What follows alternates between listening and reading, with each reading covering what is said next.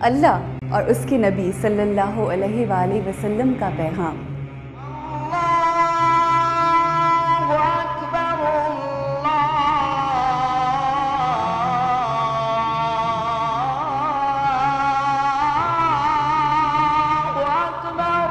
दीन इस्लाम और कुरान हकीम का पैगाम एक है। अल्लाहुम्मा सल्ली अला सय्यिदिना मुहम्मदिन। सब्र, शुक्र, अमन और सलामती। और यही पैगाम है रमज़ान का।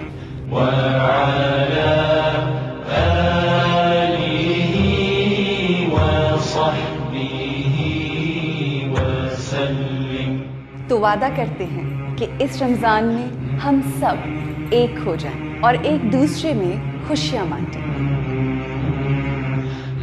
तो आइए इस बार रमज़ान की रूह को समझने की कोशिश कीजिए अपनी सहेली के साथ। अल्लाहुम्मा सल्ली अला सय्यिदिना मुहम्मद।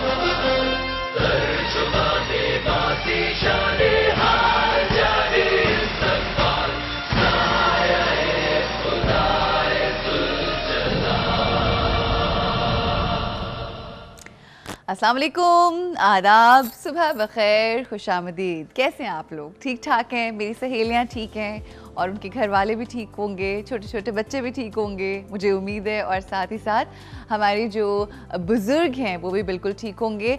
और एक नए दिन का आगाज़ है, एक पॉजिटिव दिन का आगाज़ है और दिन जो है वो खूबसूरती से गुजरने चाहिए। और उसमें आपका अपना बहुत अहम किरदार है कि किस तरह से आप अपनी पॉजिटिव सोच से अपने दिन को खूबसूरत बनाते हैं। छोटी छोटी चीज़ें आपकी ज़िंदगी को हसीन बनाती हैं, छोटी छोटी चीज़ें आपकी ज़िंदगी में मुश्किलात भी, प्रॉब्लम्स भी क्रिएट कर सकती हैं, मगर ये आपके ऊपर है कि आप अपनी ज़िंदगी को किस रुख लेकर चलते हैं।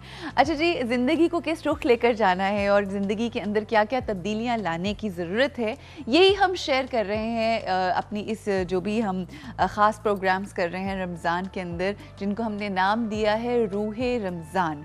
रूहे रमज़ान का मकसद ये है और मतलब ये है कि हम रमज़ान, बहुत सारे मतलब ऐसे दिन आते हैं, बहुत सारे ऐसे महीने आते हैं और गुजर जाते हैं, मगर हम उसके एसेंस को, उसके स्पिरिट को, उसकी जो रूह है उसको नहीं समझ पाते। और अगर हमने उसको ही नहीं समझा तो फिर वो दिन तो गुजर जाते हैं, दिन तो सारे ही गुजर जाते हैं, मगर अगर मकसदियत ना पता चले आपको उन ख़ास दिनों की, उन ख़ास महीनों की, उन ख़ास बातों की जो उन महीनों में की जाती हैं, तो फिर ज़रा नामुकम्मल सी चीज़ रह जाती है।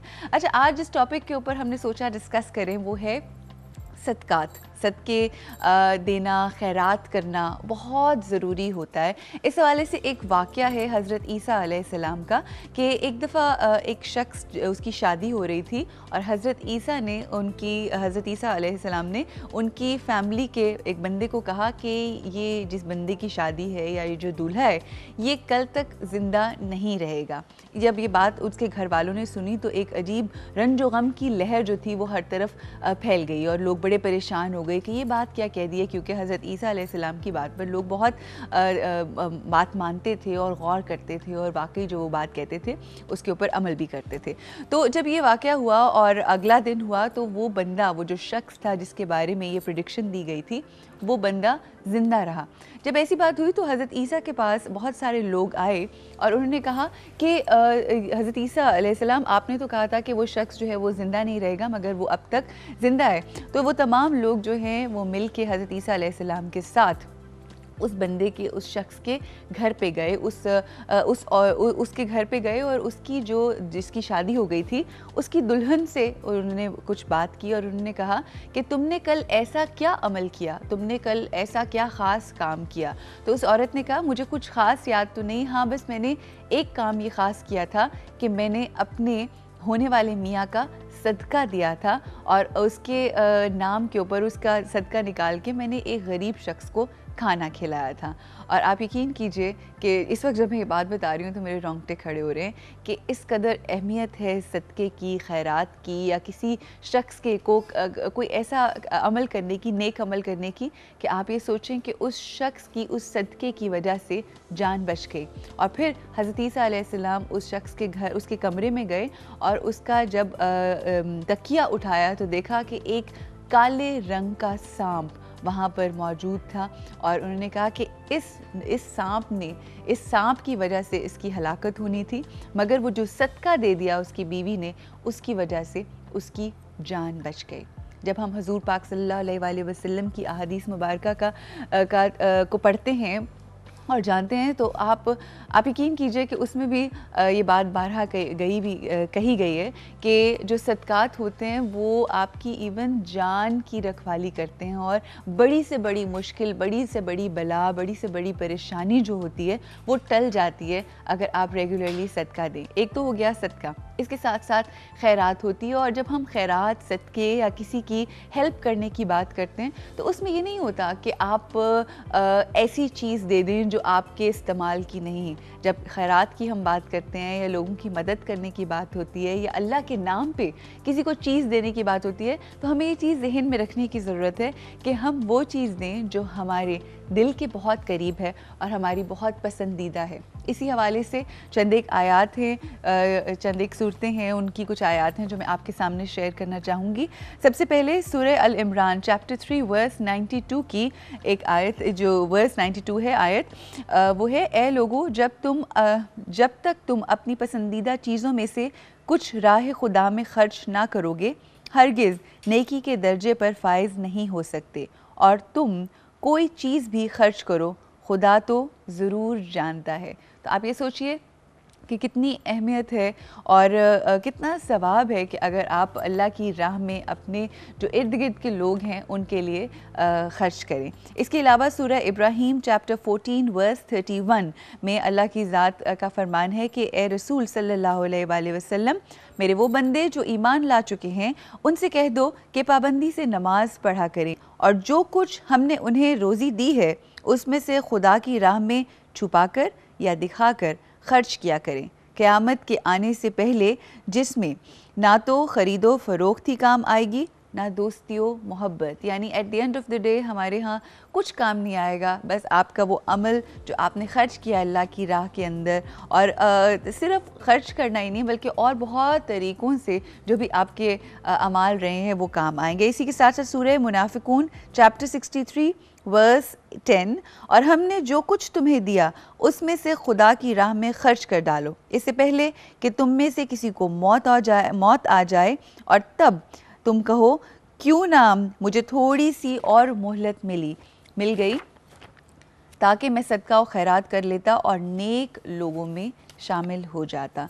यानी कहने का मकसद ये है कि नेकी का काम है सदका व खैरात करना, और बाकी अगर किसी की ज़िंदगी आपकी किसी अमल की वजह से आसान हो रही है तो ये एक बहुत बड़ा, बहुत अजीम अमल है। ख़वातीन हज़रात, हम ये देखते हैं कि अपनी नॉर्मल ज़िंदगी के अंदर अगर हमने किसी भी दूसरे शहर जाना हो या इवन अपने ऑफ़िस आना हो, या अगर हम जिस तरह से किसी शूट के ऊपर काम के लिए जा रहे हैं, किसी से मिलने के लिए जा रहे हैं, तो हम 1-2 दिन पहले से, या अगर बच्चों का कोई फंक्शन है, कोई बर्थडे है, या कोई ऐसी शादी है हमारी फैमिली के अंदर, तो हम किस कदर तैयारियां शुरू कर देते हैं। अब एक एक दो दो महीने पहले कभी कपड़े बन रहे हैं, कभी जूते ख़रीदे जा रहे हैं, ये हो रहा है कि अच्छा इस तरह से ऑर्गेनाइज़ करेंगे, इस तरह से अरेंज करेंगे। जब दुनियावी कामों के लिए हम इतनी तैयारियां करते हैं जिसका हिसाब हमें किसी को नहीं देना, तो वो दिन जो कि डे ऑफ जजमेंट है, जो कि आखिरी दिन है, और वो दिन जिस दिन हमें अपने किए का सब मिलेगा, जो लास्ट डे है जिस दिन हमें रिज़ल्ट मिलना है, हमें उसकी कोई तैयारी हम नहीं करते। और मेरा ख़्याल है कि हम सबको ये सोचने की ज़रूरत है कि दुनियावी चीज़ों की, दुनियावी ट्रैवलिंग की, हर चीज़ की तैयारी हम कर रहे होते हैं, मगर आखिरत की हम क्या तैयारी कर रहे हैं। हमें बैग्स भी पैक करने हैं, हमें अपने अमल के अंदर तब्दीली भी लानी है, और देखना है कि जब हम अपने रब के पास जाएंगे तो हम क्या अमाल लेकर जाएंगे। और यकीन कीजिए कि हमारे ज़हनों के अंदर हमें इतना शऊर तो होता है, और इतना हमें हमारे ज़मीर को पता होता है कि हम कहाँ सही हैं और हम कहाँ गलत हैं। तो हमें अपने हवाले से कुछ सोचने और समझने की ज़रूरत है, और ये सोचना है कि हमारे अमाल के अंदर कितने भारी हैं हमारे नेकी के अमाल, और कितने भारी हैं हमारे बदी के अमाल। और हमें अब कोशिश ये करनी चाहिए कि जो भलाई और नेकी वाला जो पलड़ा है वो भारी हो, और आहिस्ता आहिस्ता आहिस्ता आहिस्ता जब कोशिश का अमल जारी होगा तो इंशाल्लाह हर चीज़ अच्छी होती चली जाएगी। सदक़ात और खैरात को अपनी ज़िंदगी के अंदर मामूल बना लें, क्योंकि ये आपकी ज़िंदगी के अंदर बहुत सारी मुश्किलात को टाल देता है। यही टॉपिक है। इस हवाले से अगर आप कुछ कहना चाहते हैं, बात करना चाहते हैं, तो ज़रूर शामिल होइए। 2886 के ऊपर आप हमें SMS कर सकते हैं, और फ़ोन नंबर्स आप वाकिफ़ हैं तो ज़रूर कॉल कीजिएगा। यहाँ पे हमें रुकना है ब्रेक के लिए। ब्रेक के बाद हमारे गेस्ट से आपकी मुलाकात होगी। So I will see you after the short break.